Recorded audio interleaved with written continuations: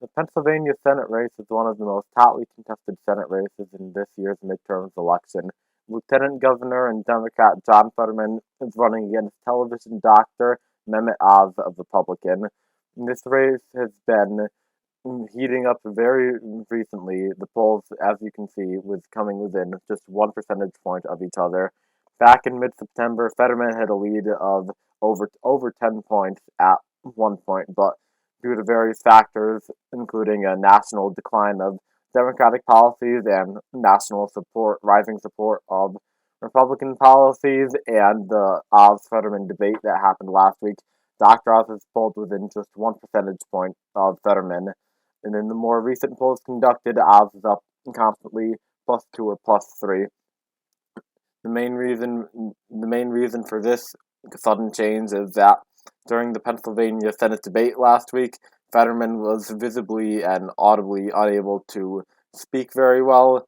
He was struggling to convert his thoughts to ideas, and he needed a closed captioning system behind the moderator in order to see what was being said by the moderator and Dr. Oz. This was because the stroke that he suffered in May hurt his ability to process things auditorily. His doctors have cleared him to serve, and there's no sign that there are any cognitive fundamental severe issues with him. He's just having trouble translating his ideas that he has into actual words, and when people watch this, they perceive him to be as unfit to serve because they don't properly understand the medical history and the typical recovery period for strokes, which take time but do significantly improve as things go on.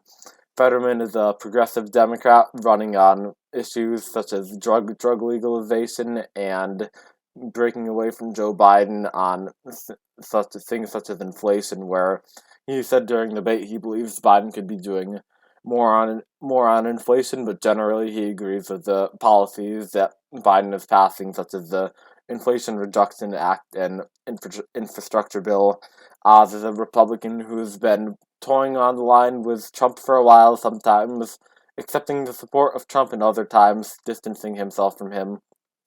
During the debate, Oz said that the abortion decision should be up to a woman, her doctor, and local political leaders, which was a huge misstatement that Fetterman's campaign quickly jumped on and started campaigning around. Oz is also a millionaire with a bunch of different mansions in New Jersey and Florida, and he spent almost no time actually living in Pennsylvania, which is also another thing that the Fetterman campaign has been jumping on for a while. So in the 50-50 Senate with a bunch of close races up for election this year, this race could end up deciding the control of the Senate, as Republican Senator Pat Toomey is not seeking re-election due to retirement, so it's a chance for Democrats to pick up a seat here and potentially maintain control of the Senate. But if Oz wins, then it could give Republicans 51 to 49 control, depending on what happens in other battleground states. So